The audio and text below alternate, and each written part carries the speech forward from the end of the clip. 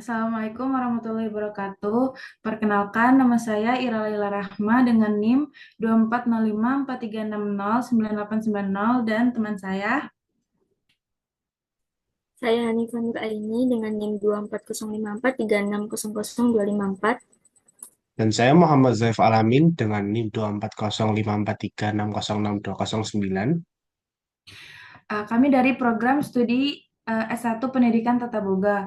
Kami dari kelompok satu ingin mempresentasikan materi yang diangkat dari buku The Complete Guide to Lesson Planning and Preparation Chapter 2 dari karya Anthony Haynes yang berjudul Aims atau Tujuan Pembelajaran. Jadi, yang pertama ada pentingnya memikirkan tujuan pendidikan. Di sini ada poin pertama yaitu guru harus menentukan apa yang ingin dicapai sebelum mengajar. Sebelum masuk kelas, guru harus tahu arah dan hasil yang diinginkan dari proses pembelajaran. Tanpa hal ini, pembelajaran hanya menjadi rutinitas harian. Guru bisa saja menyelesaikan materi, memberi tugas atau mengisi waktu, tetapi jika tidak ada tujuan, semua aktivitas itu membawa siswa pada perkembangan yang signifikan. Yang kedua ada tanpa tujuan pembelajaran kehilangan arah. Pembelajaran bisa berjalan, siswa bisa aktif, tetapi hasil akhirnya tidak jelas. Misalnya, siswa mungkin menghafal fakta, namun tidak tahu cara mengungkapkannya. Tujuanlah yang memastikan setiap aktivitas kecil di kelas terhubung dengan hasil akhir yang lebih besar. Selanjutnya ada kesibukan teknis sering menenggelamkan tujuan jangka panjang. Guru sehari-hari disibukkan dengan aktivitas di sekolah seperti mengurus administrasi, mengoreksi tugas, dan lain-lain. Semua hal teknis itu sering membuat guru lupa merefleksikan apa yang sebenarnya ingin dicapai. Akibatnya, arah pendidikan jangka panjang tenggelam di balik kesibukan praktis tersebut. Selanjutnya ada literatur pendidikan jarang membahas tujuan. Banyak buku dan panduan yang hanya mengajarkan membicarakan strategi, metode, atau tips. Padahal pertanyaan tentang tujuan pendidikan adalah hal mendasar. Apakah sekolah hanya untuk nilai dan ijazah atau untuk membuat manusia yang utuh? Karena jarang dibahas, guru pun semakin jarang diajak berpikir mendalam tentang tujuan pendidikan. Yang terakhir ada tujuan sering dianggap teoritis padahal justru praktis. Di kalangan guru sering muncul pandangan bahwa membicarakan tujuan adalah sesuatu yang terlalu filosofis dan tidak terlalu relevan dengan realita kelas. Namun, Anthony membantah anggapan ini. Menurutnya, justru dengan berpikir teoritis sejak awal, guru bisa membuat kelas lebih terarah. Next. Selanjutnya ada tujuan pendidikan dan analogi time quality management. Yang pertama ada kontrol kualitas tradisional di industri. Di dalam pabrik itu kan barang dibuat dulu, terus nanti di akhirnya baru diperiksa. Kalau misalkan ada barang yang cacat, berarti barangnya itu kan pasti dibuang. Nah, cara ini menyelesaikan masalah di permukaan, tetapi akar masalahnya tuh nggak pernah dicegah. Akibatnya tenaga, waktu, dan bahan baku sudah habis terbuang. Selanjutnya ada total quality management. Total quality management itu sebuah pendekatan manajemen yang berfokus pada kualitas menyeluruh. Intinya, kualitas tidak hanya diperiksa di akhir proses, tapi harus dirancang, dijaga, dan dikendalikan sejak awal sampai akhir. Selanjutnya ada pendidikan juga harus menetapkan tujuan sejak awal. Dalam pendidikan, guru tidak bisa menunggu ujian akhir untuk melihat siapa yang berhasil dan siapa yang gagal. Jika siswa baru diketahui gagal di akhir, itu sudah terlambat karena siswa bukan barang yang dapat didaur ulang. Maka kualitas belajar harus dirancang sejak awal. Selanjutnya ada tujuan pendidikan, persiapan jenjang berikut, kualifikasi, keterampilan kerja, dan hidup produktif. Pendidikan berfungsi membantu siswa naik ke jenjang berikutnya seperti SD, naik ke SMP, lalu ke SMA, lalu ke perguruan tinggi. Memberi kualifikasi resmi seperti ijazah atau sertifikat, serta membekali mereka dengan keterampilan kerja. Selanjutnya ada tujuan Tujuan pendidikan eh, membentuk karakter, melestarikan budaya, dan menjaga kohesi sosial. Pendidikan tidak hanya soal individu, tetapi juga untuk masyarakat. Sekolah berfungsi melestarikan budaya, tradisi, dan nilai sosial, serta membentuk warga negara yang sehat, bertanggung jawab, dan berperan dalam menjaga kesatuan. Next.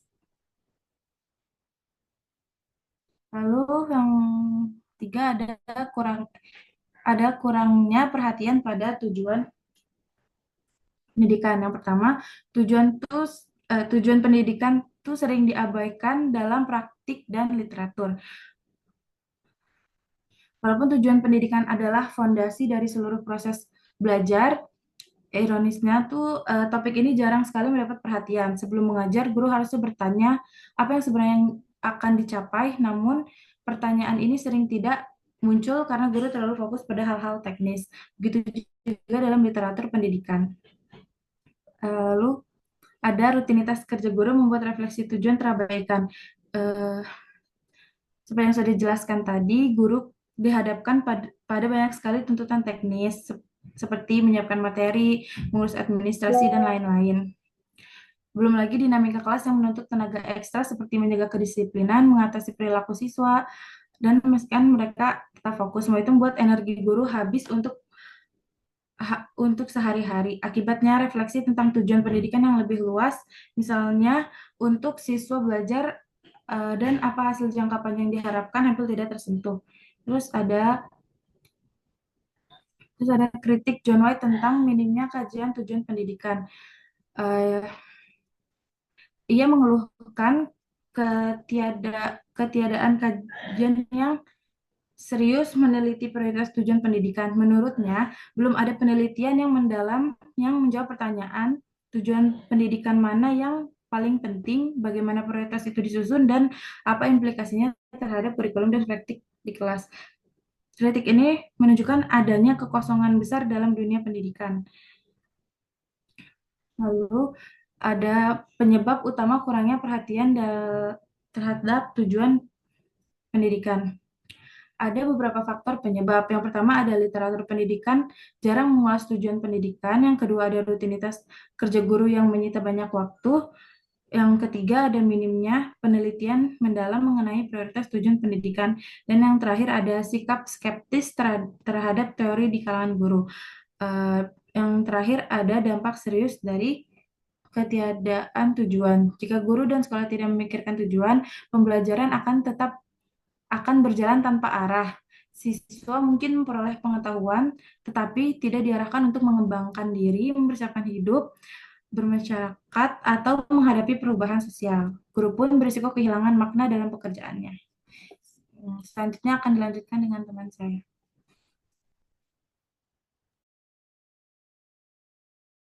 Baik. Selanjutnya kita akan masuk ke pembahasan lebih dalam tentang konsep Total Quality Management atau TQM. Nah, apa sih bedanya TQM itu dengan manajemen biasa? Nah, kalau pada manajemen biasa, seringkali baru mengecek kualitas itu pada akhir, pada saat ujian atau saat inspeksi. Tapi TQM ini adalah konsep di mana kualitas itu ditentukan sejak awal. Jadi kita pastikan prosesnya benar dulu supaya hasilnya pasti bagus, bukan diperiksa di belakangan saat sudah jadi. Nah, kenapa konsep ini sangat vital di dalam dunia pendidikan? Coba teman-teman lihat di bagian dampak pada bagian kiri bawah. Nah, ada perbedaan besar di antara pabrik dan juga sekolah. Di industri, kalau ada produk yang rusak, itu bisa diganti atau dibuang. Gampang, eh, hal tersebut dilakukan secara gampang. Nah, tapi dalam dunia pendidikan, murid itu adalah hasilnya. Kalau terjadi kesalahan dalam mengajar, dampaknya itu langsung dan juga permanen eh, pada masa depan siswa tersebut. Kita tidak bisa mengganti siswa yang gagal dididik tersebut. Makanya kualitas itu harus dijaga secara ketat sejak awal. Nah, lalu bagaimana cara kerja TQM itu? TQM itu menuntut kita untuk bekerja secara sistematis. Yang pertama, itu merumuskan tujuan yang jelas. Kita itu mau siswa kita itu menjadi apa. Dan yang kedua adalah merancang seluruh sistemnya untuk mendukung tujuan tersebut. Dan yang ketiga adalah menjadikan kualitas itu sebagai prinsip utama, bukan sekedar menggugurkan kewajiban kewajiban mengajar. Dan yang terakhir, bagaimana dengan peran guru dalam total manajemen quality itu sendiri? Uh, Peran guru itu dalam 2QM, guru itu diminta untuk menjauhi pemeriksaan akhir sebagai satu-satunya tolak ukur untuk menilai siswanya. Jadi jangan cuma fokus ke nilai ujian akhir saja, tapi guru itu harus fokus pada tujuan pembelajaran yang jelas dari hari ke hari dan merancang proses belajar yang koheren atau berkesinambungan agar siswa itu benar-benar paham dan juga hafal. Lalu selanjutnya, bisa di next, Kak. Kita masuk ke tujuan pendidikan secara umum. Nah, berikutnya kita akan melihat tujuan pendidikan itu secara umum. Sebenarnya, pendidikan itu tujuan pendidikan itu untuk siapa sih? Dan apakah penting? Apakah untuk kepentingan si siswa itu sendiri atau untuk kepentingan masyarakat luas? Nah, kita bahas sebelah kiri dulu ya. Ini tujuan yang berfokus pada diri sendiri atau fokus pada individu. Nah, ada dua pandangan besar di sini. Yang pertama, di kota kuning adalah tujuan yang berfokus pada individu. Pandangan ini sangat khas dalam tradisi liberal barat. Filosofinya begini, pendidikan itu tujuannya untuk memerdekakan manusia. Fokusnya adalah untuk mengembangkan potensi, bakat, dan intelektual si anak setinggi-tingginya. Jadi pendidikan itu tentang aku dan pengembangan diriku. Nah, lalu bagaimana yang sebelah kanan? Yakni eh, tujuan yang berfokus pada masyarakat. Ada pandangan kedua yang menyeimbangkan, yaitu yang berfokus pada masyarakat. Di sini pendidikan itu bukan cuma soal si anak menjadi pintar sendiri, tapi pendidikan itu digunakan sebagai alat untuk mewariskan tradisi dan juga budaya ke generasi berikutnya. Tujuannya agar si anak bisa memperoleh hidup yang harmonis, menjaga nilai-nilai luhur, dan diterima oleh lingkungannya. In- jadi intinya kurikulum itu tidak yang baik tidak boleh berat sebelah. Kurikulum harus bisa membuat siswanya itu berkembang secara individu, pintar atau kompeten, tapi di saat yang sama juga memegang teguh warisan budaya masyarakatnya, tidak egois dan juga tidak terkekang. Oke, pembahasan selanjutnya akan dilanjutkan oleh rekan saya.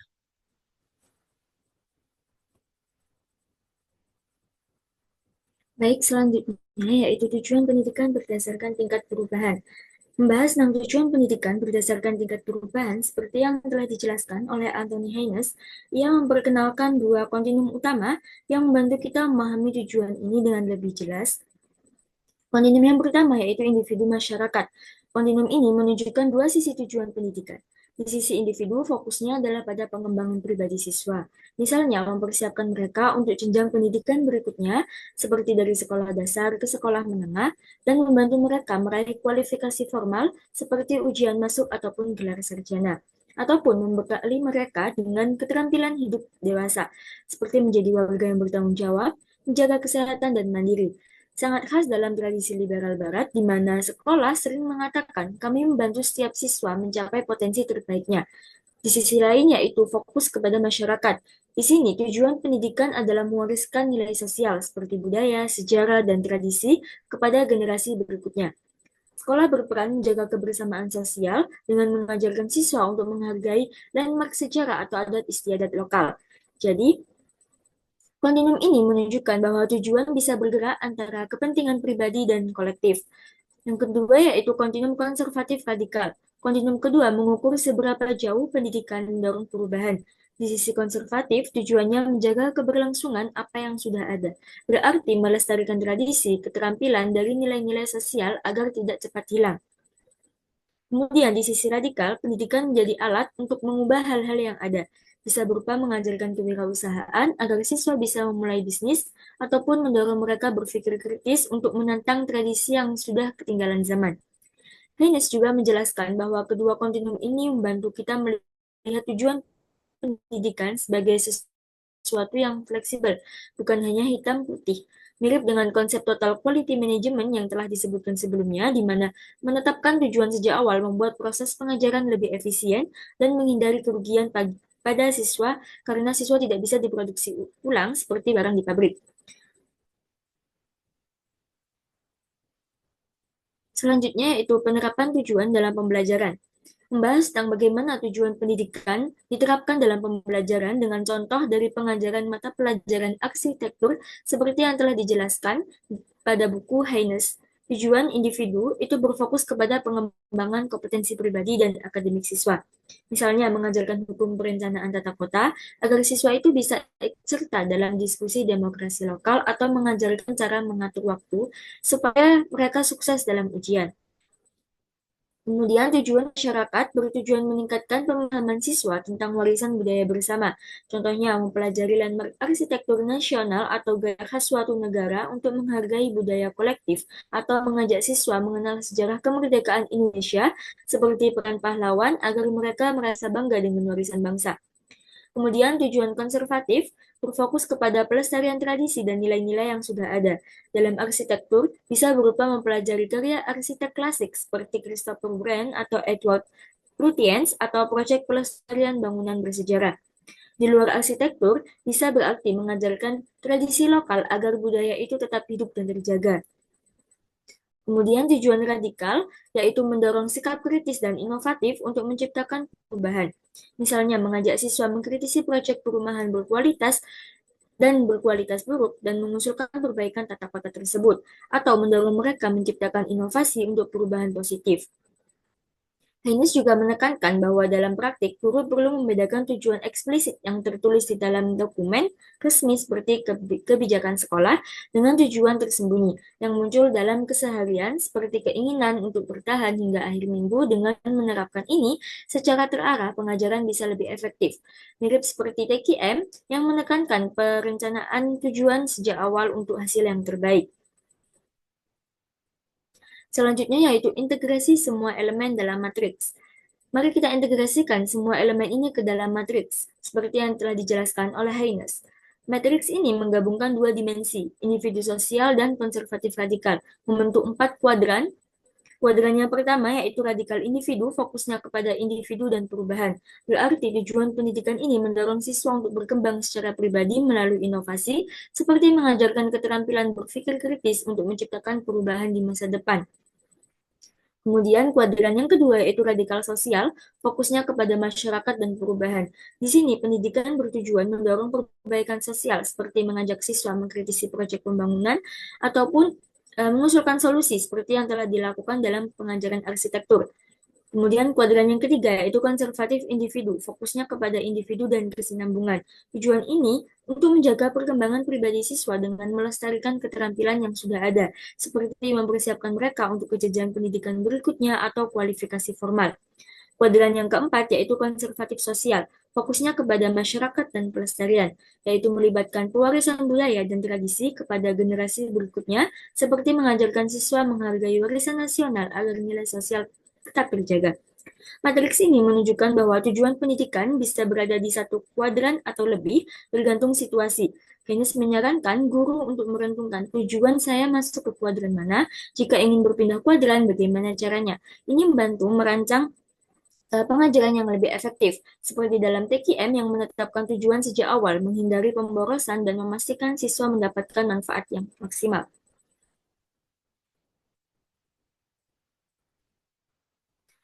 Kesimpulannya yaitu dari materi yang telah kita bahas, mempertegas urgensi agar guru itu menyadari betul pentingnya merumuskan tujuan pembelajaran secara eksplisit. Dengan merumuskan tujuan yang jelas sejak tahap perencanaan, guru dapat menyusun strategi pengajaran yang lebih terarah dan efektif. Pemahaman bahwa perencanaan pembelajaran didasarkan pada tujuan yang eksplisit diharapkan dapat meningkatkan profesionalisme guru dalam mencapai hasil pembelajaran yang optimal. Baik, cukup sekian pemaparan materi dari kami, dan kami ucapkan terima kasih kepada Ibu Dr. Nunung Nurjana, MKes, dan Bapak Muhammad Idris Effendi, SPD, MPD, CAPM, selaku dosen pengampu mata kuliah perencanaan pembelajaran, serta teman-teman yang telah membantu proses pembuatan video ini. Kami tutup. Wassalamualaikum warahmatullahi wabarakatuh.